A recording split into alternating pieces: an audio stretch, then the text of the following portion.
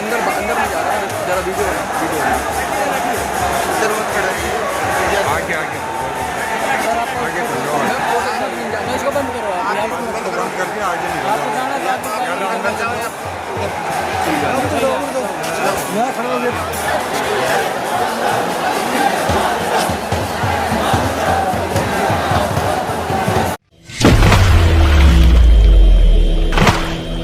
19 तारीख सीजेपी का आंदोलन, पूरे देश से लोग आ रहे हैं, जगह जगह से लोग आ रहे हैं, अलग अलग समुदाय विशेष के लोग आ रहे हैं। हजारों की संख्या में जंतर मंतर पर क्राउड है, युवा है, और वो देश के जो भी संजीदा मुद्दे हैं उनकी बात कर रहा है। आदिवासियों का मुद्दा हो, लास्ट टाइम देखा हमने कैसे कि मध्य प्रदेश से कुछ आदिवासी आए थे और उन्होंने अपनी पूरी बात रखी।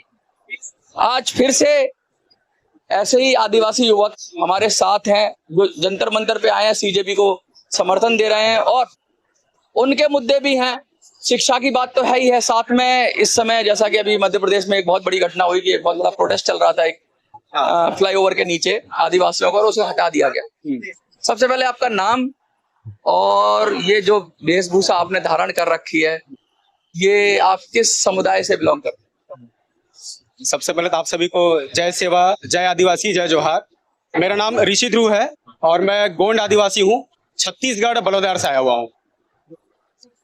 लगातार जो मध्य प्रदेश में जो अभी खबर आ रही है, जो पूरा रेलवे का जो लिंक परियोजना थी, जिसको केन बेतवा लिंक परियोजना की बात कर रहे हैं आप? केन बेतवा लिंक परियोजना की बात कर रहे हैं, उसमें प्रोटेस्ट चल रहा था, गांव वाले कर रहे थे पूरा प्रोटेस्ट, लेकिन अब सडनली उसको ऐसी खबर आ रही है कि उसको थोड़ा सा आगे आ जाइए, उसको हटा दिया गया है।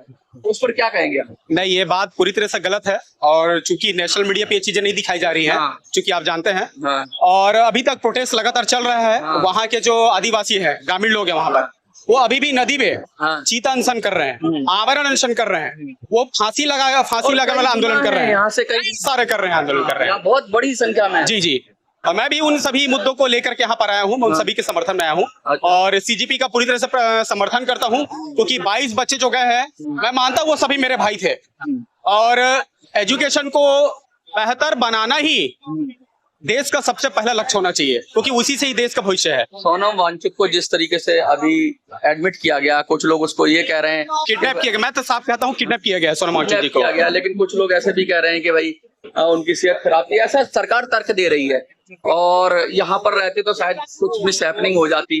तो और उन्होंने अपना अनशन अभी खत्म नहीं किया है, बिल्कुल, और सरकार ने जबरदस्ती भी नहीं की है। तो क्या लग रहा है कि सरकार झुकेगी? आपको कुछ आइडिया लग रहा है? सरकार तो पहली बात ये पूरी तरह से प्रदर्शन को डिस्टर्ब करना चाहती है, खत्म करना चाहती है वो किसी प्रकार से। और रही बात सोनम वांगचुक जी की, वो अपने हड़ताल पर अभी भी अडिग है, वो कंटिन्यू कर रहे हैं, और उनका जो मेडिकल रिपोर्ट है, ऑर्गन से जो सही तरीके से काम कर रहे हैं, उनका हार्ट बीट है, हाँ, हालांकि जो है उनका वेट लॉस हुआ है, शुगर लेवल थोड़ा कम हुआ है, लेकिन अभी भी वो स्वस्थ है, सही तरीके से चल रहे हैं। तो ये गवर्नमेंट सिर्फ जो है ये 20 तारीख को जो प्रोटेस्ट को इसको जो डिस्टर्ब करना चाहती है, इसलिए उनको जो है जबरदस्ती यहाँ से उठाया गया है, और ये कोई मुद्दा नहीं है। अगर सरकार इतनी चिंता कर रही है उनके हेल्थ के लिए, वो आके दो टूक बात क्यों नहीं करते हमसे? अच्छा, ये लगातार इस बारे में बात हो रही है कि अब जो जनगणना शुरू हो रही है, जातिगत जनगणना की भी बात हो रही है, लेकिन आदिवासियों की एक बड़ी मांग थी कि कॉलम होता है, जिसे धर्म का कॉलम कहते हैं। तो आदिवासी अक्सर बहुत अलग अलग समुदाय के लोग आदिवासी ये कहते हैं कि भाई हम ना हिंदू है, ना मुस्लिम है, ना सिख हैं, ना क्रिश्चियंस है, ना बौद्ध हैं, हम तो अलग ही हैं, हमारा धर्म का कॉलम अलग होना चाहिए। उस पर आपका क्या कहना? बिल्कुल, आपका ये बात बहुत अच्छा सवाल मुझसे आप किए हैं, क्योंकि 1957 से पहले हम लोग का एक अलग धर्म कोड था, जो कि आपने धर्म कोड की बात की, क्योंकि धर्म कोड इसलिए क्योंकि हम जो है ना आदिवासी, हम मूल निवासी है। आप संविधान में देखिए, गूगल करके देखिए, जो मूल निवासी मतलब सभी धर्मों से पहले, जब बाकी कोई धर्म नहीं आया था ना, तब से हम मूल निवासी है, इसलिए हम मूल निवासी है। तो मूल निवासी को किसी और जो धर्म जो बाद में आया उससे जोड़ना, ये पूरी तरह से आदिवासियों के साथ में ये पूरी तरह से भेदभाव है और पूरा कपटपूर्ण है। अच्छा, लगातार एक बात होती रही है आदिवासी के कल्चर के लिए, उसकी भाषाओं के लिए 8वीं अनुसूची की बात होती रही है। छत्तीसगढ़ से आप कह रहे हो, छत्तीसगढ़ के आसपास के एरिया में, उस पर क्या कहेंगे? जो हो लैंग्वेज के लिए जो संघर्ष चल रहा है कि हम उसको 8वीं अनुसूची में डालेंगे, क्योंकि उस भाषा की सारी जो भाषा के लिए जो 8वीं अनुसूची के लिए जितनी सारी चीजें होती है, ऐसा दावा किया जाता है आदिवासी को जरिए, वो सब पूरी करती है हो लैंग्वेज। उस पर आपका क्या कहना है, और आपकी लैंग्वेज कौन सी है? सबसे पहले तो हो लैंग्वेज बात करिए, उड़ीसा और झारखंड की वहाँ की नेटिव लैंग्वेज है वहाँ की, और इसलिए वो बात को, क्योंकि आदिवासी मूल निवासी है। में भी है क्या कुछ लोग? जी बिल्कुल, मैं गोंड आदिवासी हूँ वहाँ पर जो है, और सबसे ज्यादा ट्राइबल हमारे छत्तीसगढ़ में है। तो आपकी तो दूसरी है गोंड। बिल्कुल, गोंड जनजाति भारत की सबसे बड़ी जनजाति है। एसटी राजा रहे थे उनके। बिल्कुल, हमारे 52 गढ़ है हम लोग का, पूरा किला है हम लोग का, पूरे राजा राजवाड़ा है हम लोग के रहे हैं पूरे आदिवासी में। गोंड हमारे रानी दुर्गावती है ना, छलकारी बाई, हमारे वीर नारायण सिंह, हमारे बिरसा मुंडा, ये सब आदिवासी हैं। तो क्या लगता है, जो जैसा आपने कहा कि झारखंड की बात की आपने और उड़ीसा की बात की, हो लैंग्वेज के लिए, हो लैंग्वेज की बात यह है कि छोटे से छोटे जो लोग हैं जिनकी जनसंख्या 50 लाख है, 60 लाख है, उनके भी भाषा को अगर संविधान में जगह दिया गया है, तो जिनके 1 करोड़ 2 करोड़ लोग हैं उस भाषा को मानने वाले, बोलने वाले, उनको क्यों नहीं दिया जाना चाहिए? अच्छा, इनको भी वो मौका मिले, उनको भी वो दर्जा मिले, वो चाहते हैं उनको सम्मान दे। अगर सरकार चाहती कि वाकई में आदिवासियों का संरक्षण करे, प्रकृति का संरक्षण करे, तो जब तक आदिवासियों को उनके मूल अधिकार नहीं देंगे, जब तक जल जंगल और उनकी भाषा का, उनकी पहचान छीनते रहेंगे, तब तक प्रकृति का हनन होते रहेगा और तब तक आदिवासियों का हनन होते रहेगा। अभी लद्दाख की भी बात करें तो लद्दाख में भी अब हिल काउंसिल की बात कर रही है सरकार, पूर्ण राज्य की बात हो रही थी, फिर सोनम वांगचुक जेल गए, जिस तरह का प्रोटेस्ट हुआ लद्दाख के अंदर, तो वहां भी सरकार कह रही है कि भाई ट्राइबल जो भी ट्राइबल, जैसे कि आर्टिकल 371 की बात जब होती है, तो ट्राइबल जो स्टेटस की बात होती है, तो उस तरह की बातें हो रही है कि उनको भी जो पूर्वोत्तर के राज्य हैं, जैसे मणिपुर है, मिजोरम है, अरुणाचल प्रदेश है, और अन्य राज्य हैं जो कि जिनमें के वो 371 लागू रहता है, तो क्या अब आपको क्या लगता है कि लद्दाख में भी ऐसा कुछ आएगा, खबर आएगी? सबसे पहले सोनम वांगचुक इससे पहले लगभग 5 से 6 बार आमरण अनशन कर चुके हैं, भूख हड़ताल कर चुके हैं, और वहां से लद्दाख से वो पैदल दिल्ली की यात्रा कई बार कर चुके हैं, आपको जानकारी होगी। सिर्फ एक ही मुद्दे पे कि वहां का जो है ट्राइबल एरिया घोषित किया जाए, उनको एक स्वतंत्र राज्य का दर्जा दिया जाए। क्यों नहीं दिया भाई, आप उनको दीजिए ना। अकॉर्ड की बात आ रही है कि हिल काउंसिल बना रही है सरकार, उसके लिए काम शुरू हो गया है।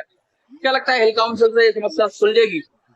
इससे कुछ नहीं होगा, वहां का इन्वायरमेंट जरूर डिस्टर्ब होगा, बाकी चीज का नहीं पता, इन्वायरमेंट जरूर डिस्टर्ब होगा। नहीं, हिल काउंसिल से तो आदिवासी क्षेत्र हो जाता है, फिर वहां सरकार कुछ कर नहीं सकती, तो अच्छी बात है, उससे तो प्रोटेक्ट हो जाता है एरिया। पूरी तरह से प्रोटेक्ट होना चाहिए। जो लोग जो है 6 शेड्यूल की डिमांड कर रहे हैं वो उनको दिया जाए, चूंकि आदिवासियों का पूरा ऑल ओवर इंडिया में, चाहे लद्दाख हो, चाहे अभी आसाम की बात करें, आसाम में लगभग 3000 बीघा जो 6 शेड्यूल की जमीन थी, गवर्नमेंट ने क्या किया, अडानी को दे दिया। कैसे दिया भाई? 6 शेड्यूल की जमीन मतलब जो रिजर्व है, उन्होंने पहले उस जमीन को रिजर्व एक्ट से बाहर निकाला, रिजर्व एक्ट से बाहर निकाल के उनको 3000 बीघा उनको दे दिया गया। आदिवासी की जल जंगल जमीन की लूट मची हुई है देश के अंदर, और लगातार सरकार ऐसी पॉलिसी बना रही है कि किसी ना किसी तरीके से ये इनके इन पे इस जमीन को कब्जा किया जाए, इन रिसोर्सेज को कब्जा किया। बिल्कुल सही बात। जैसे कि मैंने पहले ही मैंने कहा कि आदिवासी यहाँ के मूल निवासी है। जब भारत सरकार नहीं बना था, कोई सरकारें नहीं थी, कोई राजतंत्र, कोई लोकतंत्र नहीं था, तब गोंडवाना था, अब आदिवासी ही थे। तो मैं ये कहना चाहता हूं आज आपके मंच के माध्यम से कि भारत सरकार यह बोलती है कि आदिवासियों ने भारत सरकार के जमीन पे कब्जा किया है, लेकिन मैं ये कहना चाहता हूं कि आदिवासियों के जमीन पे भारत सरकार है।